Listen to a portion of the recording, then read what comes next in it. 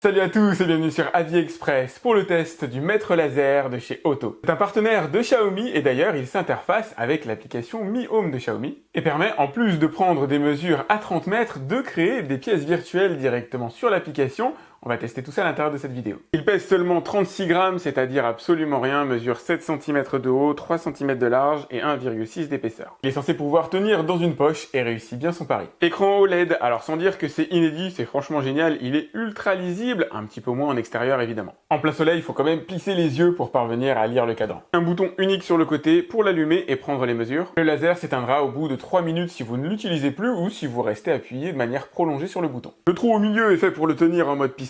Et blague à part, la première question que je me suis posée, c'est où commence la mesure? Est-ce que la mesure commence à ce niveau-là ou à ce niveau-là? Eh bien, figurez-vous que la réponse se trouve à l'intérieur de l'application. Vous allez pouvoir choisir le point de départ de la mesure. Si vous ne voulez pas le connecter à l'application, ce qui est compréhensible, sachez que le point de départ se trouve à ce niveau-là. À mon avis, vous l'auriez deviné de toute façon naturellement, pour pouvoir le positionner par exemple contre un mur, hop, et mesurer directement. C'est plus logique que de l'avoir mis là finalement. Grâce au pointeur que vous avez ici, les mesures se font au millimètre. Et l'utilisation est au-delà du simplissime, il vous suffit de le positionner à l'endroit où vous avez envie, d'appuyer une fois sur le bouton pour déclencher le petit pointeur laser, voilà, que je mets directement dans la caméra, et rappuyer une seconde fois pour prendre la mesure. Il n'y a pas besoin de savoir grand chose de plus, l'iconographie que vous avez en haut c'est la batterie, vous avez la petite icône du pointeur, lorsqu'il est prêt vous avez une petite barre qui apparaît au-dessus du pointeur, et vous avez ici l'icône Bluetooth pour l'interfacer avec le téléphone. Apparaît sur le cadran la dernière mesure et la mesure en cours, sachant que les mesures sont reprises, sont sauvegardées sur le téléphone si vous le souhaitez. Allez, premier test tout bête, quoique pas forcément simple à réaliser, mon bureau mesure 102,6 cm. Les mêmes combats avec le laser, et j'obtiens 102,4. Il s'avère qu'en revérifiant, c'est bien le laser qui a raison. À cause de ce petit truc-là, qui est malheureusement visiblement mal calibré, j'ai bien un bureau qui fait 102,4 cm. Alors c'est pas forcément simple de mesurer une distance comme ça avec un mètre, en tout cas de mur à mur. Je vais essayer de vous donner un chiffre à peu près acceptable. J'obtiens du 267,5 cm. Alors qu'en réalité, avec le laser positionné bien à plat pour avoir un angle droit, j'avais du 266 cm et 3 mm. Donc il y a quand même un centimètre d'écart entre la mesure que j'ai prise avec mon mètre classique et la mesure avec le laser. Évidemment, si vous vous posez la question, c'est le laser qui a raison. Allez, on va se faire un petit test en extérieur. Je vais commencer par une mesure à la louche entre ma maison et la barrière.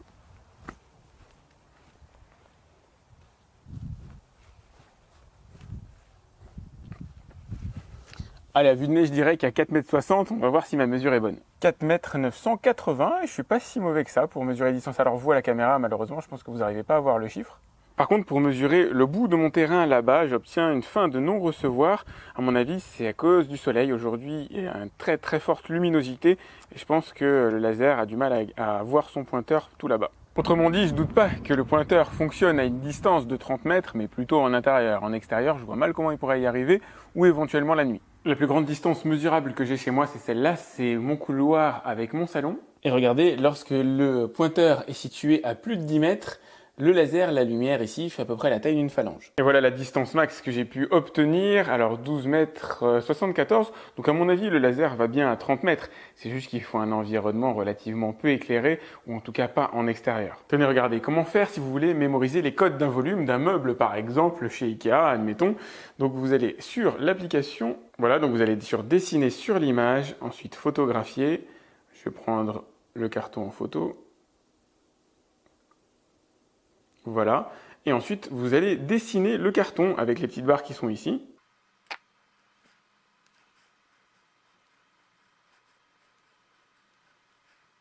Voilà, donc on a bien longueur, largeur, hauteur. Ensuite, j'appuie sur une des barres, je prends la mesure, et la mesure apparaît immédiatement sur le téléphone au bon endroit. Et voilà ce que vous obtenez, une vue, une espèce de réalité augmentée du carton avec ces différentes cotes. Seul regret, il n'y a pas de calcul d'air implémenté, pourtant ça aurait été logique, puisqu'on a des formes finies ici par exemple. Ils auraient pu permettre une fonction indiquant le calcul alors d'une aire ou pourquoi pas d'une surface ou pourquoi pas d'un volume. À l'intérieur du logiciel, vous allez aussi pouvoir créer des pièces fictives en allant dans plan d'étage. Vous dessinez par exemple voilà, le plan d'une chambre. Hop, on va faire les 4 murs. Et ensuite, vous allez pouvoir prendre les différentes mesures. Donc là, j'ai en orange une longueur qui se met immédiatement. Donc je vais prendre une longueur comme ça de manière aléatoire sur mon siège juste derrière. Hop, et vous avez la distance qui apparaît ici immédiatement. Ensuite, vous appuyez sur l'autre barre pour prendre l'autre mesure. Alors je fais des mesures fictives, hein. Vous avez le logiciel qui réajuste automatiquement la proportion des murs que vous avez créés. Puisque là j'ai un mur de 2,2 m, il était logique d'avoir une barre plus petite à ce niveau-là. Donc le logiciel corrige tout ça lui-même. Bon, à partir de là, il n'est pas très utile de prendre les autres mesures, mais vous comprenez le concept. Voilà, dernière mesure pour le plaisir. Après, vous pouvez créer d'autres pièces ou pourquoi pas un renfoncement de porte. Vous cliquez sur la petite barre qui est juste ici. Hop, voilà, admettons qu'il y ait une porte à ce niveau-là. Ok, vous validez. Je reviens sur mon dessin, hop, j'enlève ça, et puis ensuite il ne vous reste plus qu'à prendre la cote de cette zone-là. Je vais me déplacer pour le coup parce que j'en ai une chez moi.